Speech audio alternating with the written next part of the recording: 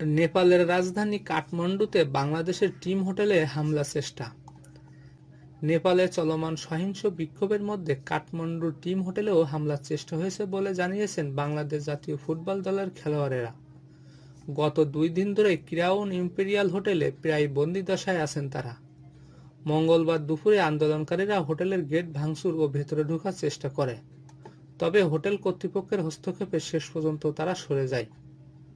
জাতীয় দলের স্ট্রাইকার সুমন রেজা বলেন, দুপুরের দিকে আন্দোলনকারীরা হোটেলের গেট ভাঙচুরের চেষ্টা করে, কয়েকজনের ভেতরে ঢোকারও চেষ্টা করে। হোটেল কর্তৃপক্ষ নানাভাবে বুঝালে তারা চলে যায়। এসব দেখে খুব ভয় লেগেছিল। এর আগে অনুশীলনের জন্য হোটেল থেকে বের হতে পারেননি ফুটবলাররা। মঙ্গলবার দেশে ফেরার ফ্লাইটও বাতিল হয়ে যায়।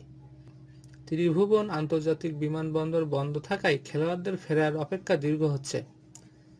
রাইট উইঙ্গার শাহরিয়ার ইমন বলেন, আমরা ভালো আছি, তবে টেনশন কাজ করছে, বাইরের অবস্থা ভালো নয়। এখন যত তাড়াতাড়ি সম্ভব এখান থেকে যেতে পারলেই হয়। একই মত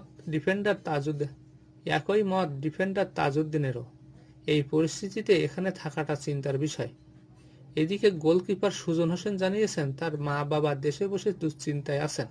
আমি মাকে বলেছি চিন্তা করার কিছুই নেই, আমরা ভালো আছি। অভিজ্ঞ লেফট ব্যাক ইসা ফয়সাল জানান, হোটেলের পাশে এক সংসদ সদস্যের বাসভবনে ভাঙচুর হয়েছে। এর প্রভাব পড়েছে আশেপাশেও। নতুন ডাক পাওয়া ফুটবলার আবদুল্লাহ ওমর বলেন, কল্পনায়ও ছিল না খেলতে এসে এমন কিছু দেখতে হবে। বাংলাদেশ দলটি 3 সেপ্টেম্বর 2টি প্রীতি ম্যাচ খেলতে নেপালে যায়। প্রথম ম্যাচ গোলশূন্য ড্র হলেও সহিংসতার কারণে দ্বিতীয় ম্যাচ স্থগিত হয়।